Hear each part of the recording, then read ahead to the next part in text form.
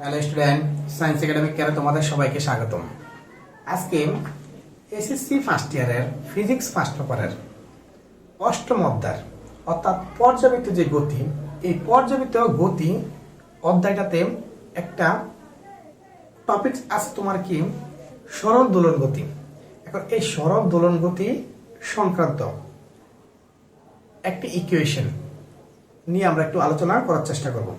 দেখো, যে ইকুয়েশনটি নিয়ে আমরা মূলত আলোচনা করার ইচ্ছা আজকে, বা যে সমীকরণটি নিয়ে বা যে ইকুয়েশনটি নিয়ে আমরা কি আলোচনা করব, সেই ইকুয়েশনটি কিন্তু যে কোনো কি সৃজনশীলে আসে। এখন একটু খেয়াল করো, আজকে যে ইকুয়েশনটা সেটা হচ্ছে তোমার কি সরল দোলকের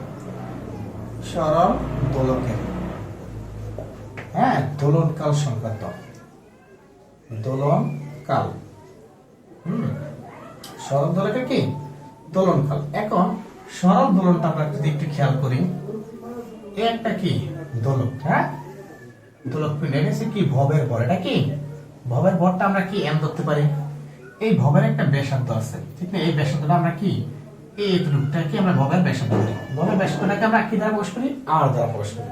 এখন এইখান থেকে এই জায়গা পর্যন্ত এটা কি সুতার দৈর্ঘ্য বলে। কি বলে? সুতার দৈর্ঘ্য। এখন এই সুতার দৈর্ঘ্যকে মূলত এল দ্বারা প্রকাশ করে। কি দ্বারা প্রকাশ করে? সুতার দৈর্ঘ্যকে এল দ্বারা প্রকাশ করে। এখন ভবের ব্যাসার্ধ হচ্ছে আর সুতার দৈর্ঘ্য হচ্ছে কি এল। এখন এই যে কি সুতার দৈর্ঘ্য প্লাস কি ভবের ব্যাসার্ধ, সুতার দৈর্ঘ্য প্লাস কি ভবের ব্যাসার্ধ, এই টোটাল জায়গাটাকে আমরা বলি কি কার্যকর দৈর্ঘ্য। সরল দোলকের কি কার্যকর দৈর্ঘ্য। তাহলে আমরা বুঝতেছি কি এখানে কি সরল দোলকের কি সরল দোলকের কার্যকর দৈর্ঘ্য কি দৈর্ঘ্য? কার্যকর দৈর্ঘ্য। তাহলে কার্যকর দৈর্ঘ্যকে আমরা মূলত এল দ্বারা প্রকাশ করি। এই এলটা কি দেখতেছি আমরা? এই সুতার দৈর্ঘ্য প্লাস কি ভবের ব্যাসার্ধ।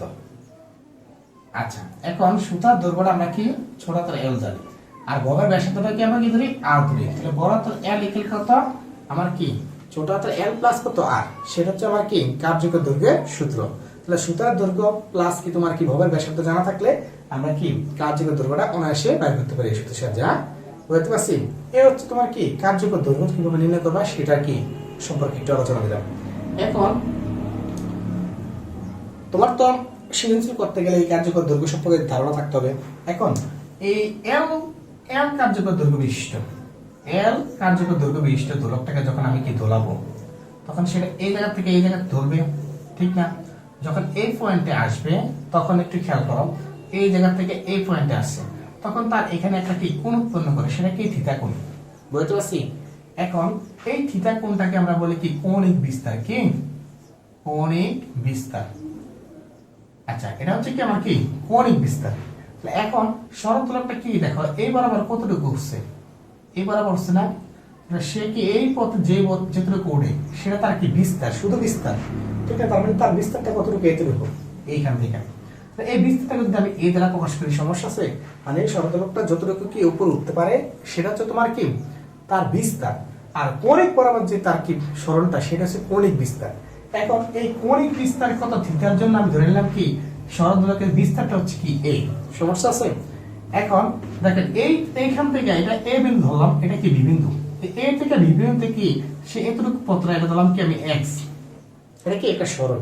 তাহলে এই যে এ বিন্দু থেকে ভি বিন্দুতে, অর্থাৎ কি এ বিন্দু থেকে ভি বিন্দুতে কত সরলটা কত আমার এক সরল।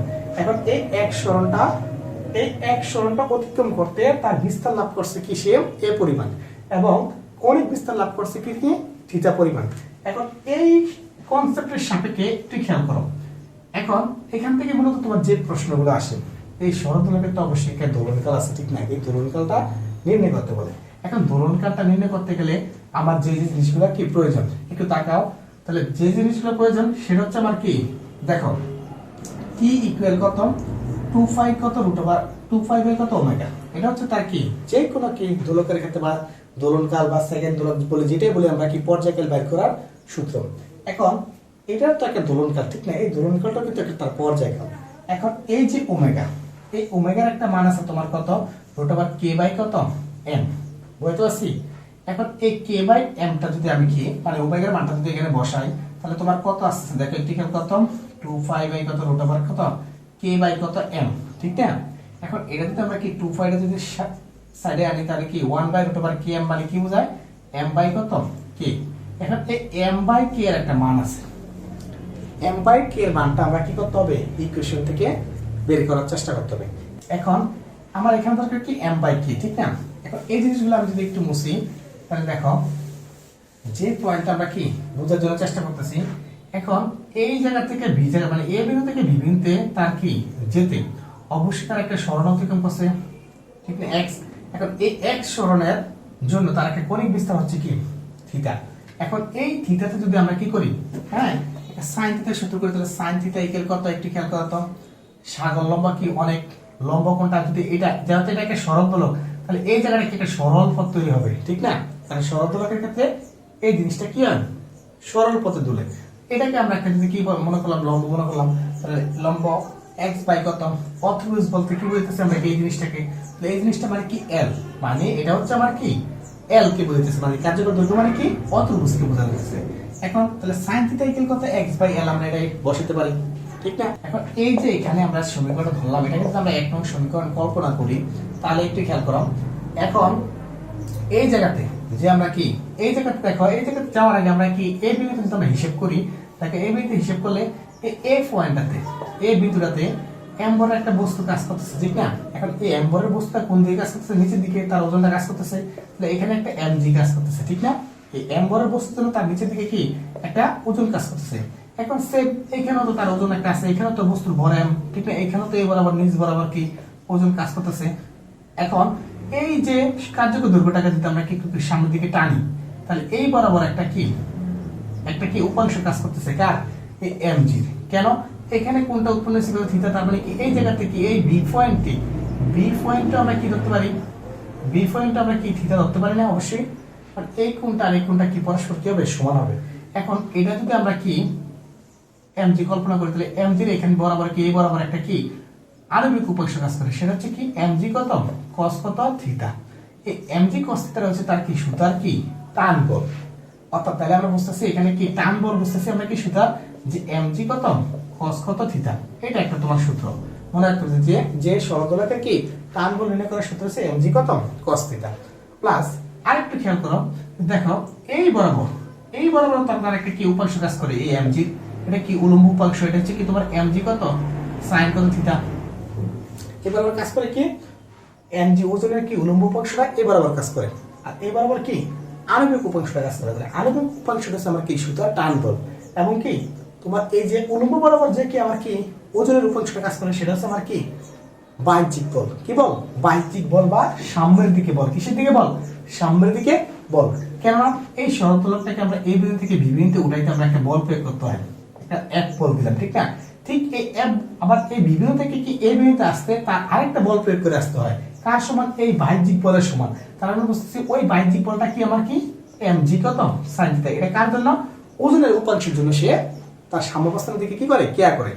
আমরা জানি কি নিউটনের কি তৃতীয় সূত্র থেকে আমরা জানি যে প্রত্যেকের কি প্রতিক্রিয়া বল আছে, তার মানে কি ক্রিয়া প্রতিক্রিয়া বল পরস্পর সমান কিন্তু বিপরীতমুখী। তাহলে এখন এই এফ বলটা আর কি এই এম জি বলটা পরস্পর সমান হতে পারে না। এফ বল সমান কত এম জি কত sin থিটা। যেহেতু এই এফ বলটা যদি আমরা পজিটিভ পাবি তাহলে এটা কি নেগেটিভ, তার মানে কি এম জি কত মাইনাসের কত আমরা sin থিটা লিখতে পারি না। দেখো তো এখানে একটা মাইনাস, এই কারণে এফ ইকুয়াল কত মাইনাসের কত এম জি sin থিটা আমরা ব্যবহার করি। তাহলে এটা হচ্ছে আমার কি বাহ্যিক বল। কি বল বাহ্যিক বল বা সামনের দিকে বলটা, আর এটা হচ্ছে আমার কি টান বল। তবে সুতরাং বলে দুইটা বল কাজ করতেছে এটা আমরা বুঝলাম, একটা কি টান বল আর একটা কি তার কি বাহ্যিক বল। এখন একটু খেয়াল করো এখন এই যে কি এই এফটা যদি আমি কি এখানে কি ব্যবহার করি এফ ইকুয়াল কত মাইনাস জি এম জি কত sin কত থিটা।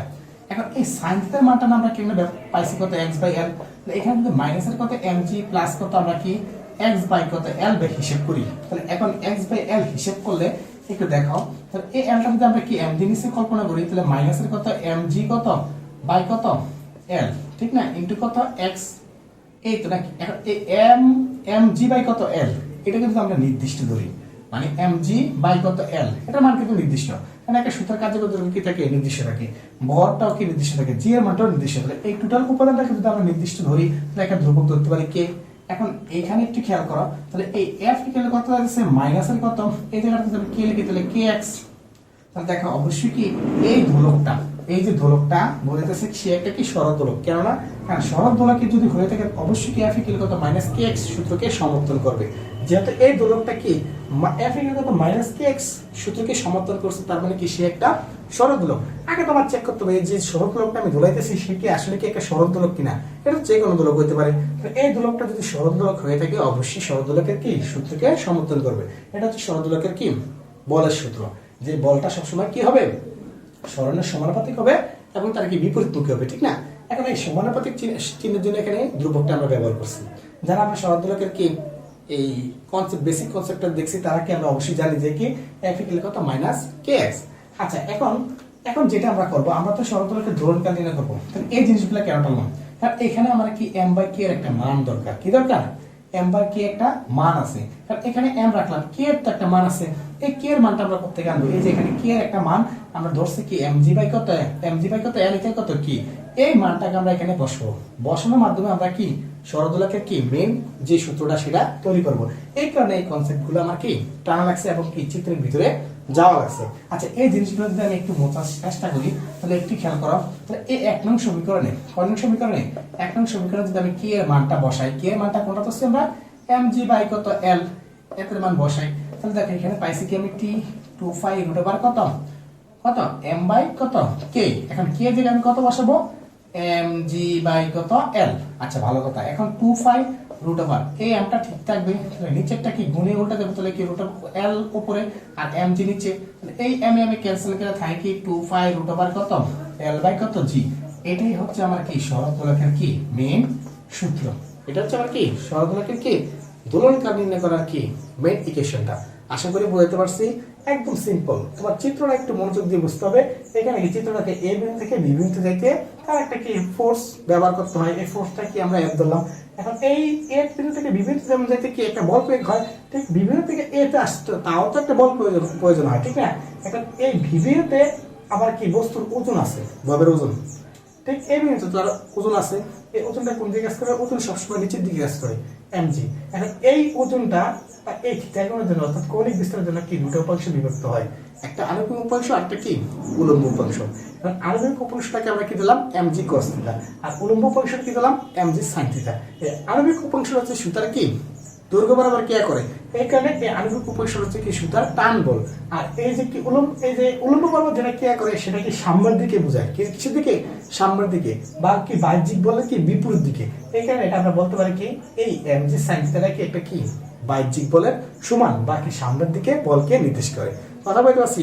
এখন তোমার প্রশ্নগুলোতে যে জিনিসগুলো আসে, একটা সরল দোলকের কার্যকর দৈর্ঘ্য দেওয়া থাকবে, হ্যাঁ, তারপরে অনেক কিছু দেওয়া থাকতে পারে, বলের ভর, তোমার প্লাস বলবে যে সরল দোলকটি কি দোলনকাল নির্ণয় করো, তাহলে কার্যকর দৈর্ঘ্য যদি এল জানি, জের মান মুখস্থ 9.8 আর ফাই এর মান কত তাও মুখস্থ 3.1416, আমরা দোলনকালটা অনায়াসে বের করতে পারবো। এবং আরো যে জিনিসগুলো কি কনসেপ্টগুলো ঘুরে সেগুলো হচ্ছে কি কৌণিক বিস্তার বের করতে বলে, তারপরে কি পাশাপাশি বলে কি বাহ্যিক বল বা সামনের দিকে বলগুলা নির্ণয় করে, মানে এমজি sin থিটার মান নির্ণয় করতে বলে। তারপরে তোমার যে জিনিসটা বলে সেটা হচ্ছে কি টান বলটাও কিন্তু কি নির্ণয় করতে বলে, টান বলটা এমজি কত cos থিটা সেই বলটাও কি আমার নির্ণয় করতে বলে। এই টোটাল এই জিনিসগুলো কি তোমার কি এখানে বেশি ইম্পর্টেন্ট। আরো কিছু আছে যেগুলো তোমার কি সামনে আমি কি ক্লাসগুলোতে দেখাবো। এই যে একটা সরল দোলককে এই জায়গা থেকে বি জায়গাতে আমি আনলাম, তাহলে সে কি যান্ত্রিক সূত্র মানে যান্ত্রিক শক্তি নিত্য সূত্র মেনে চলে কিনা, এরকম টাইপের কিছু যান্ত্রিক শক্তি নিত্য সূত্র মেনে চলে কিনা।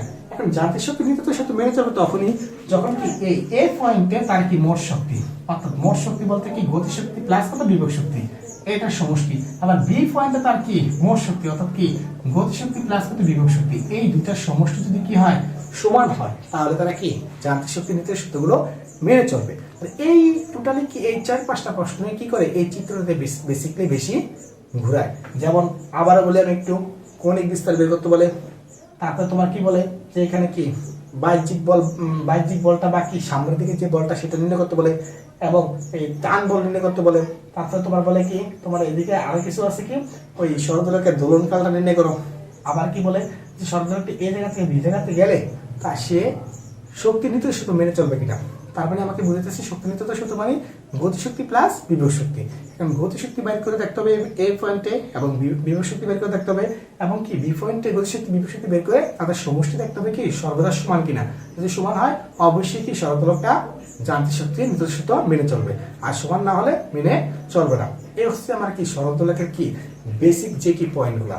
আশা করি ক্লাসটা বুঝতে পারছি। যদি ক্লাসগুলো বুঝে থাকে অবশ্যই কি লাইক কমেন্ট শেয়ার করবে এবং কি শেয়ারের মাধ্যমে অন্যদেরকে দেখা শুরু করে দেবা।